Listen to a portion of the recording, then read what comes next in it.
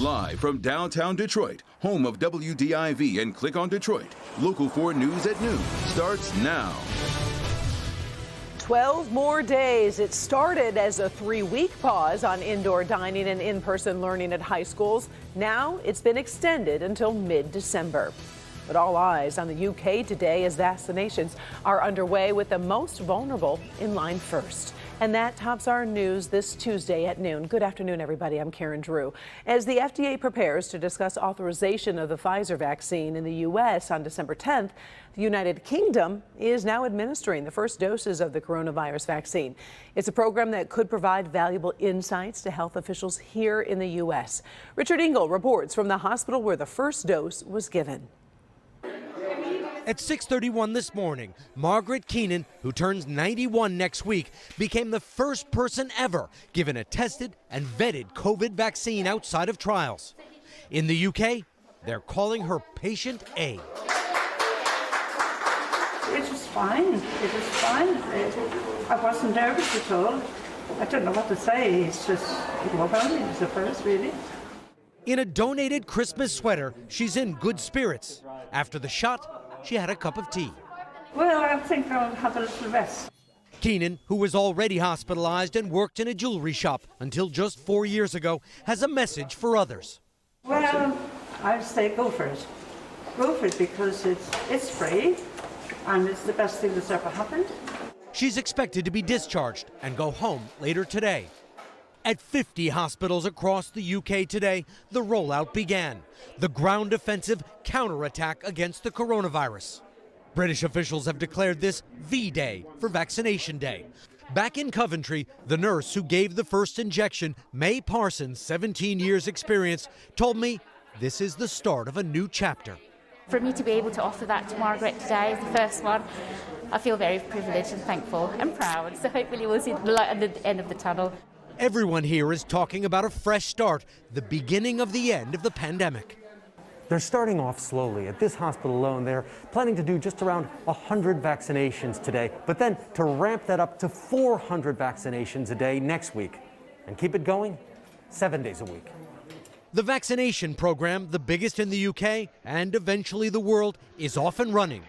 The elderly, the vulnerable, and those who care for them are the first in line. It's a marathon, no doubt, but the starting gun has finally been fired. For now, the vaccine rollout is only taking place in a limited number of locations, but British officials hope that next week they will push out the doses to doctors' offices around the country, which will greatly expand the program.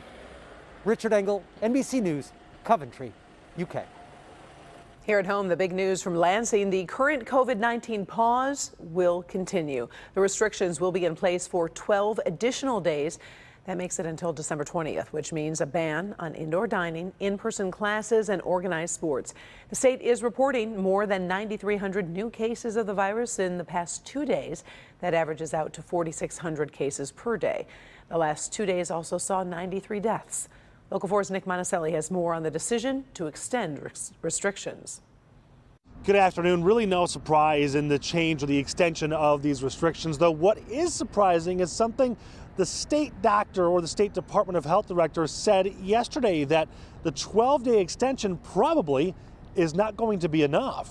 This may be the most difficult time in our whole struggle with COVID-19 since March, especially with the holidays approaching. The extension of the pause and COVID restrictions really came as no surprise yesterday. The new end date just 6 days before Christmas. The rationale? The impact of gatherings and travel over the Thanksgiving holiday still haven't hit, and it's too early to reopen.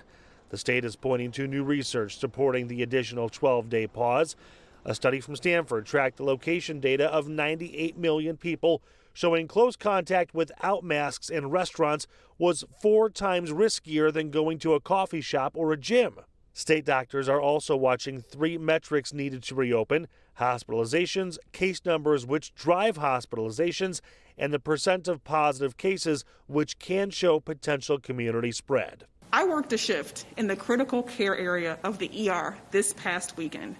I can tell you that this virus is real.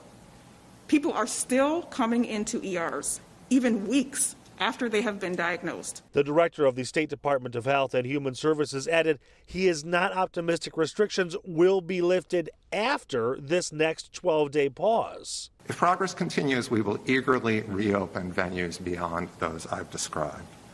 We're not ready to do that now, and it's unlikely we'll be ready to do so in 12 days, but we will do so as soon as we can. Of course, the other side of this story is, of course, the businesses, the small businesses, restaurants that are all decimated by these restrictions. In fact, the association representing lodging and restaurants blames the governor, saying 45 other states can do this safely while staying open. Why can't Michigan? I'm Nick Monticelli, Local 4. Meantime, cases are on the rise across the country. There have been nearly 15 million confirmed COVID cases in the U.S. since the pandemic began. Officials say the current surge may be the result of millions of Americans ignoring the warnings about holiday travel and gatherings. Now they are pleading again for people not to repeat the hazardous conduct at Christmas. Stephanie Gosk has more on the warnings against super spreader behavior. The decision by millions of Americans to travel over the Thanksgiving holiday, despite those warnings from experts not to, is starting to have devastating consequences. And with just a few weeks to go before Christmas and New Year's, once again, experts are begging people not to hold those super spreader gatherings. Dr. Anthony Fauci says we are now seeing those effects of the Thanksgiving holiday and that the month of January could be the darkest yet. He is warning people not to hold those gatherings and to be very careful to be around people who may have unwittingly been exposed, especially those people who are traveling through airports or on trains. There are some states taking measures to limit holiday travel. The most extreme are those measures in California. Right now, hotels in California aren't accepting guests for less than 2 weeks, accounting for quarantine time, unless those guests can prove that they are essential workers. For a lot of people who may have plans to travel to California over the holidays, that could mean those plans are canceled. Stephanie Gosk, NBC News, New York. Thank you, Stephanie. Today, the Trump administration is revealing its plans to distribute the coronavirus vaccine. This comes as President-elect Biden announces his health team that will soon be in charge of getting the vaccine out to millions of Americans. Biden will be absent from today's vaccine summit because he was not invited. It was also reported that Pfizer and Moderna turned down invitations. The White House aims to tout progress rolling out the first vaccine as soon as this week. It'll go to places like CVS, Walgreens, hospitals, community health centers, or public health labs. This comes as lawmakers are expected to push the government shutdown deadline 1 week as COVID relief talks continue to prevent what Democrats are calling the Christmas cliff, with unemployment, eviction protection, and small business loans all running out this month. Lawmakers say they're close to a deal. All right, let's switch gears a little bit, get a check of the weather with Paul. Some of us started the day with some brilliant sunshine. I know I was out on my run, I saw that sun, and I was like, wait a second, I haven't seen you in a long time. Yeah, and rather than tell you about the clouds and how they came in, Karen, I want to show you this. I rolled video on our downtown Skycam. This is our Windsor Skycam looking at the downtown skyline here. Just take a look this morning. We started off again with that brilliant sunshine, and then here come the clouds. Just take a look at this. This is absolutely spectacular. And there you go. And all of a sudden, we see lots of shades of gray. Now, there are still a few little peaks of thin cloud cover with a little bit of fuzzy sun on the east side right now, but most of us have clouded over. And in fact, you can see that's our live sky cam right here. There is a lot of cloud cover downtown. So we'll show you that now. And we'll talk about temperatures, which temperatures right now have basically just slowly creeped into the mid-30s. And we're not going to get a whole lot more rise, maybe another degree or two. Here you see on the satellite the clouds that have increased. And by the way, there's something to the east in Ontario that's pretty cool to take a look at. You see that area of white that's not moving there?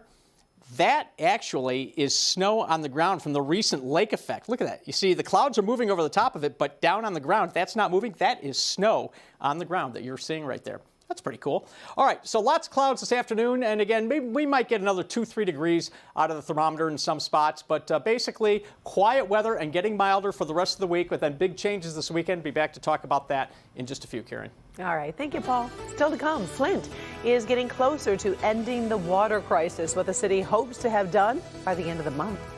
Also, be on the lookout. A porch pirate is targeting local homes in a U-Haul. We'll take a closer look coming up next.